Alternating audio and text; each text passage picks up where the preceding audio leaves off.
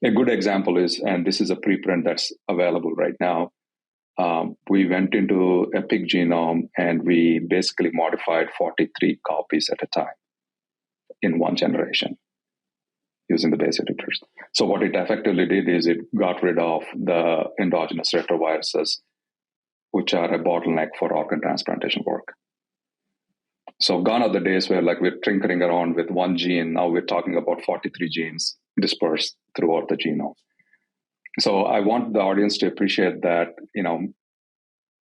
we can achieve complex tasks within a single generation.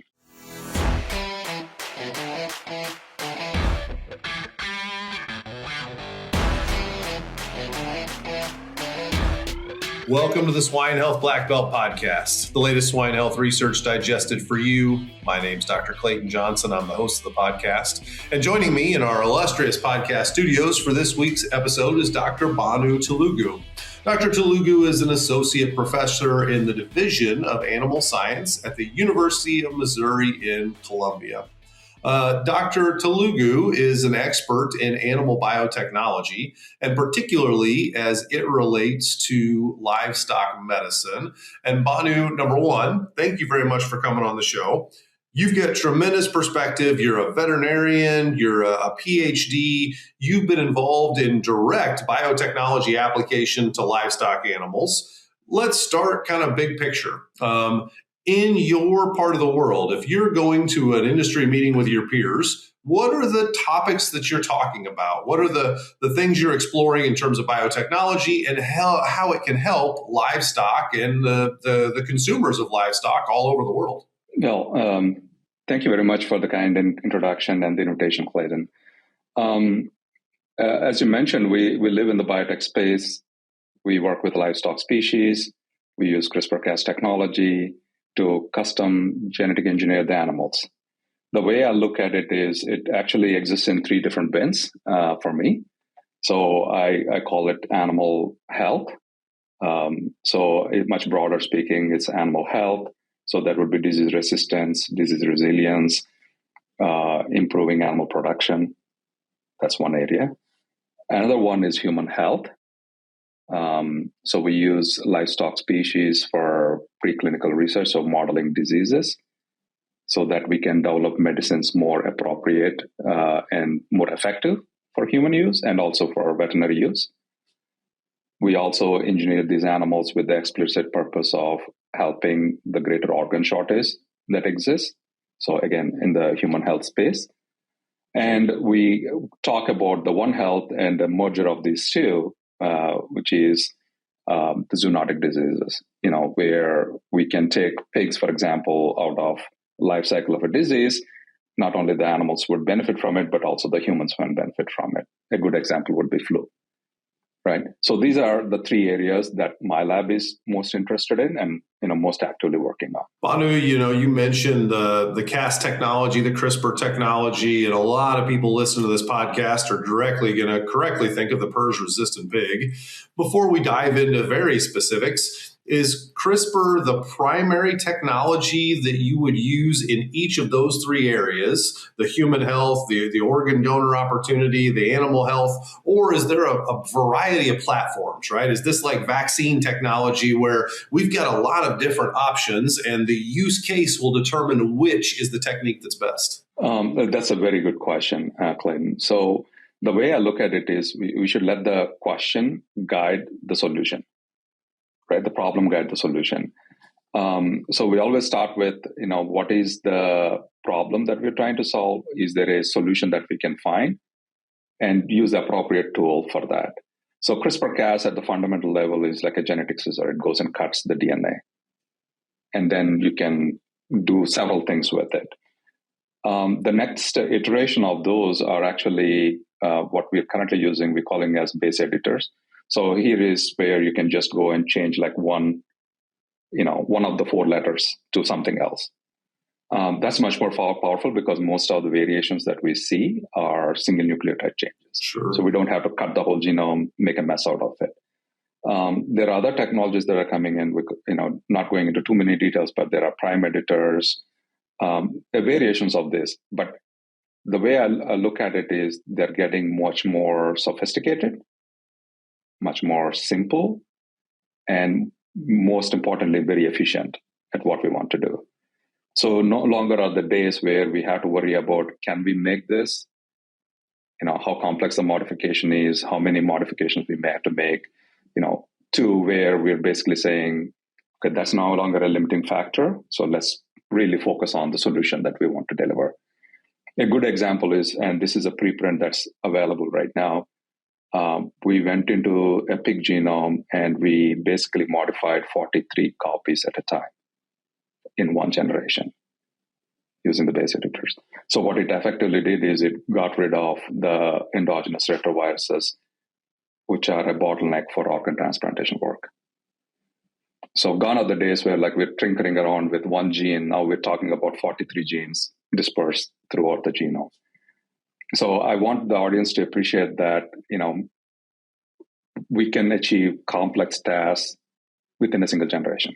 You mentioned the organ transplant, and I think that's something that, similar to CRISPR, the audience is going to be pretty familiar with. A lot of us appreciate that the pig anatomy is somewhat similar to the human anatomy. Absolutely.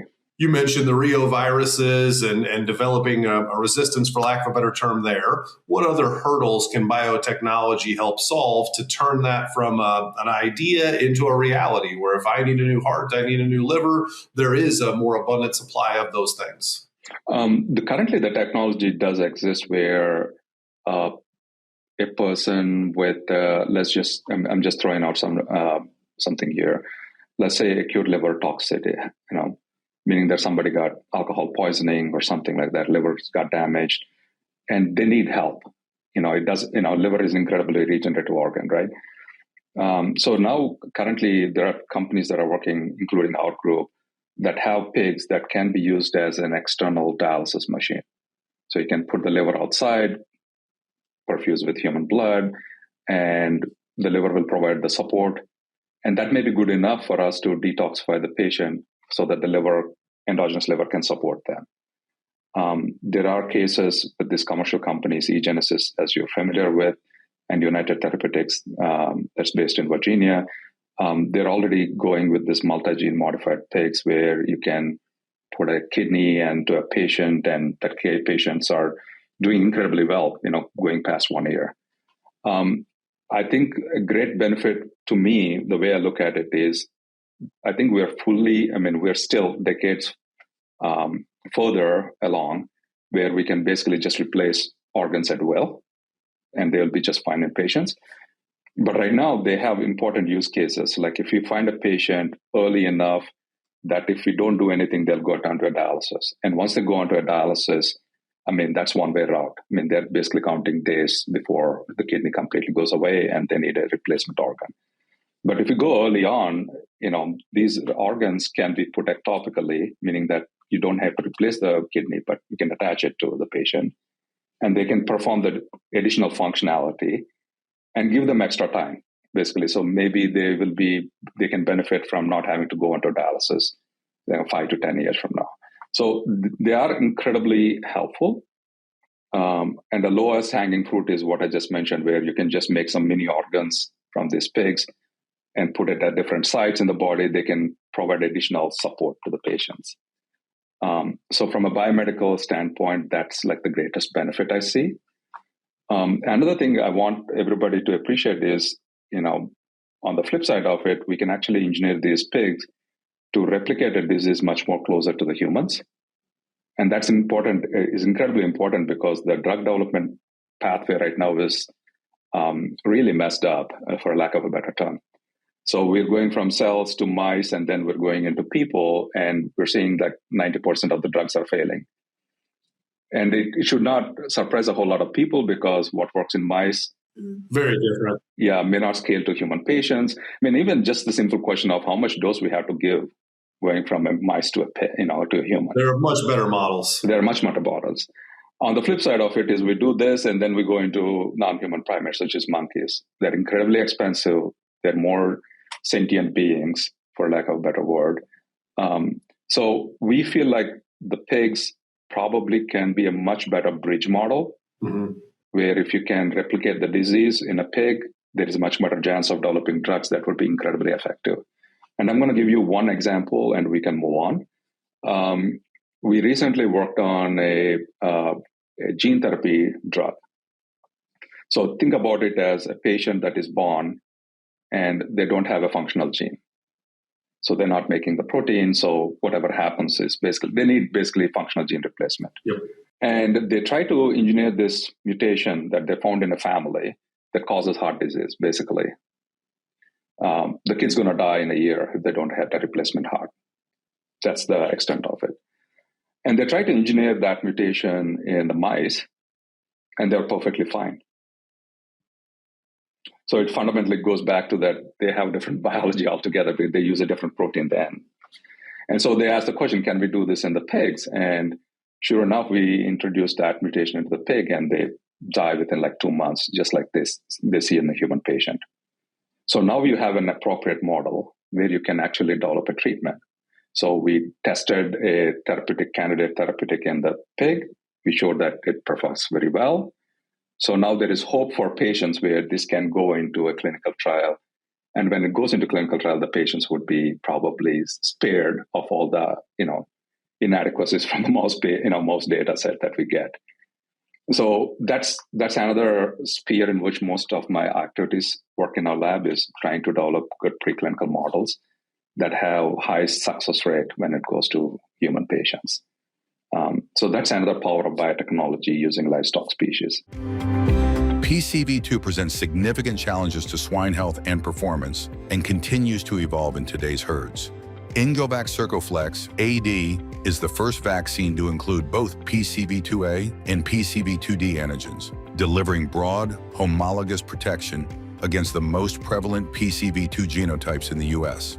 Talk to your Boehringer Ingelheim representative to learn more about Ingovac Circoflex AD. I know we're very tight on time here, Bhanu, but I can't help myself but ask one last question for you. Who is going to deliver these technologies specific to the animal health part? For animal health, right? It was a genetic company that brought us the PRRS-resistant pig. But which category of company will be bringing these biotechnologies to market in the future? Will it continue to be genetic companies? Do you think pharmaceutical companies have a role to play? A new sector of companies that we don't yet appreciate that are biotech in nature, or some of all the above? So I think the greatest limitation, the way I look at it, having worked closely with the PRRS-resistant pig, is how we are regulating the products. If we regulate everything the way it has been done, and I don't have the accurate numbers, but my guess is they spent upwards of $30 to $40 million to get that pig approved. I mean, you can see all the economics are already falling apart. Like if you say, I have this next disease or whatever that I want to solve, who is willing to spend the next $30 million on a product, right? I mean, that's the regulatory license of it. And we haven't touched the whole idea of social license, acceptance and all the stuff that comes with it. There's many approvals, both formal and informal. Yes. So the second problem is how the industry is vertically integrated. So the people who control the genetics, they're feeding the world right now. So I feel like in the short term, most of this, getting these products to market will have to depend on these deep pockets. And the only people who can shoulder them would be these animal genetics companies. That doesn't mean that the discoveries won't happen. So like the stuff we're working in our lab, trying to develop flu-resistant pigs or African swine fever, that's another big target. So those technologies will mature. And my hope is that these regulations will become commensurate and appropriate for the use. So that I think these technologies are catching up and the regulation need to basically catch up with the technology. I think that I see as the biggest hurdle. Once the costs go down, I think there will be a lot more entrants into this space. Fantastic to hear. We certainly have a bright future when it comes to scientific opportunity. It's always a complicated future that we have to navigate very carefully, but Appreciate all the work that you, the folks at the University of Missouri and your lab in particular are doing to try and help livestock producers all over the world and ultimately the consumers that consume our product. Thank you very much, Bhanu, for coming on the show. Thank you very much. I appreciate it, Clay. Well, we got to thank the audience, Bhanu. If it wasn't for the people that tune into this, you and I wouldn't be able to do it. So to those of you listening, thank you very much to listening to this episode and all our episodes. If you haven't checked out our website, please check out www.swinehealthblackbelt.com. You can find this episode with Dr. Telugu, as well as all the good episodes we put out every Friday. For Dr. Bhanu Telugu, I'm Clayton Johnson, and it's been our pleasure to chat with you today. We hope you have a great rest of your day.